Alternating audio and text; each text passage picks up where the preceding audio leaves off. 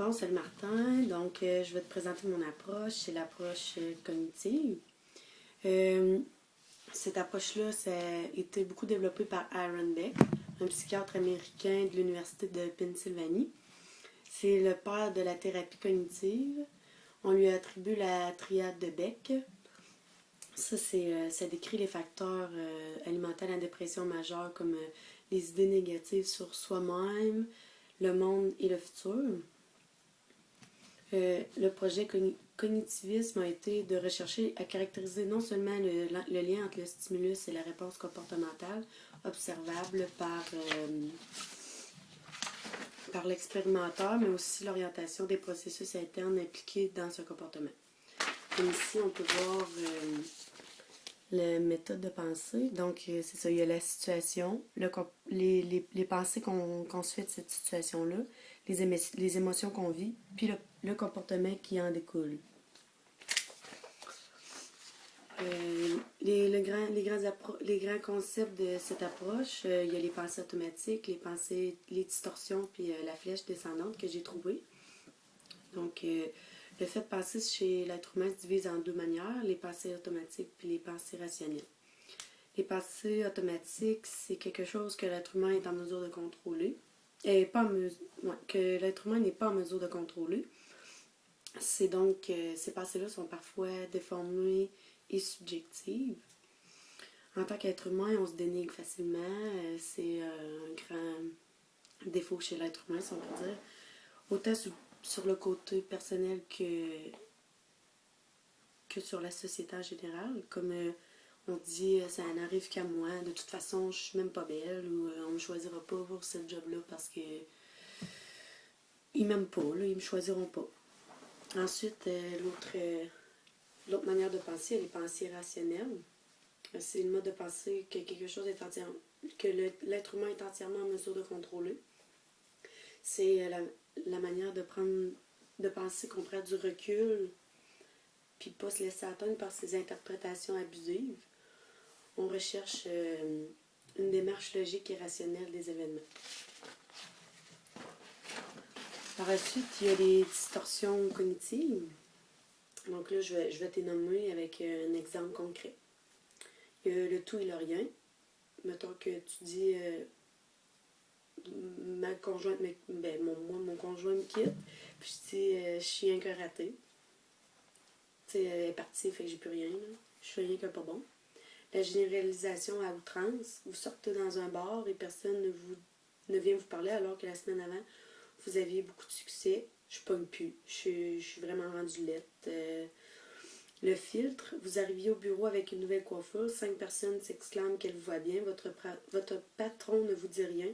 Ma coiffure doit être laite parce que mon patron ne m'a pas fait de compliments.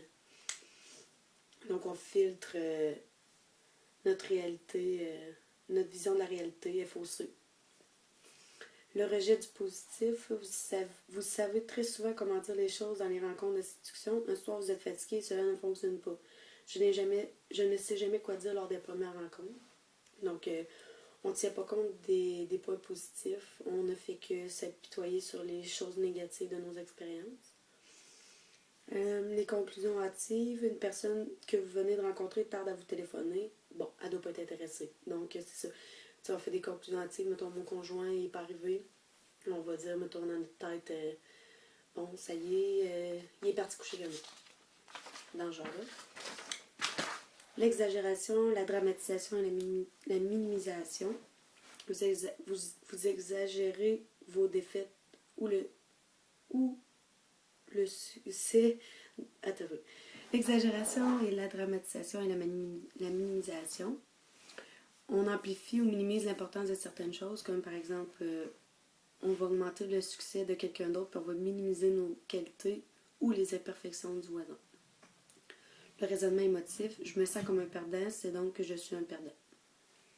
C'est qu'on reflète nos sentiments les plus sombres sur la réalité. Les je dois et les je devrais. Ça, on l'utilise beaucoup en tant qu'être humain.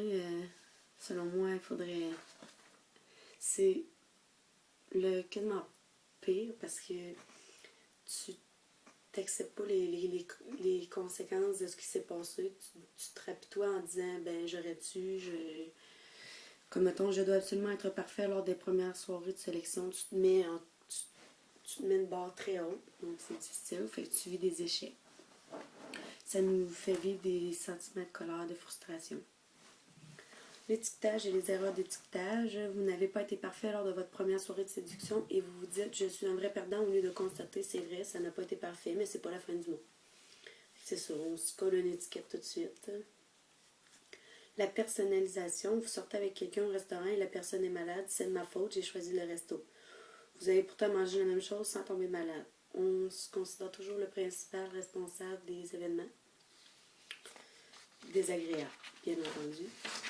Ensuite, il y a les pensées substitutives. Ça, c'est la flèche descendante. C'est le phénomène de la flèche descendante. Donc, c'est ça, on choisit l'option la plus défavorable ou la plus pessimiste. Ben, la plus pessimiste, défavorable, c'est la même chose. On envisage que l'hypothèse n'est catastrophique. Comme mettons ici, on a l'exemple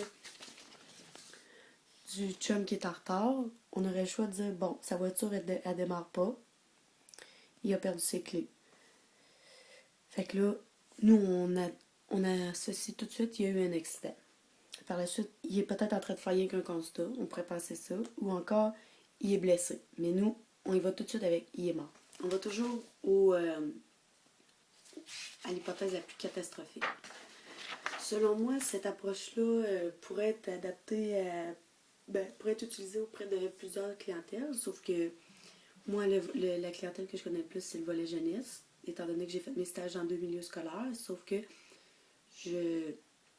moi, je me dis qu'il faut adapter l'approche selon la personne qui est devant nous, il faut adapter nos interventions, mais c'est pas d'adapter la personne à notre approche que nous utilisons.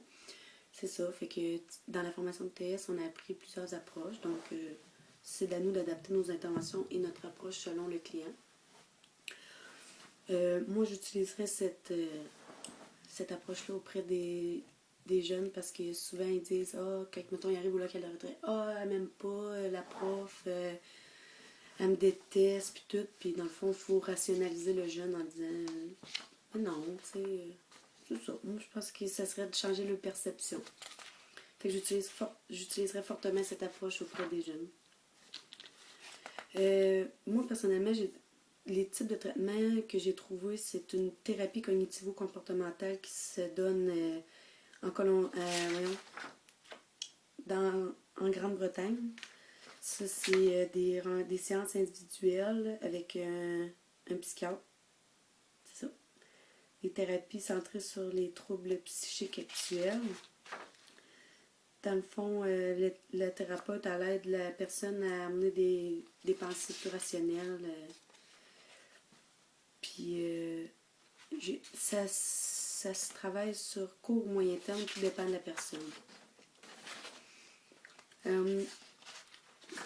Une perspective d'avenir, moi je crois que cette approche-là devrait être utilisée davantage dans le milieu de l'éducation, personnellement dans le milieu de l'éducation, parce que plus ça va, puis je trouve que plus les jeunes ont la réponse facile à se dénigrer. Donc moi je crois que cette approche-là, étant donné qu'elle n'a pas de limite d'utilisation, je crois qu'elle devrait être utilisée davantage. Puis les gens ont beaucoup de pensées irrationnelles, puis je pense que ce serait bon de défaire cette perception-là des gens qui ont négative sur eux et sur l'ensemble du monde. Donc, je crois que ce serait que, mettons, TVA pourrait faire des émissions sur comment gérer ses pensées, comment ils pourraient améliorer, les gens, comment pourraient améliorer le pensée, quitte à enlever, genre, occupation double ou ces affaires-là complètement inutiles. Ou, à partir de ces émissions-là, faire... mettons, analyser un peu ce qu'ils pensent, puis le penser. Et moi, je pense que ce serait bon. Merci. Bonnes vacances.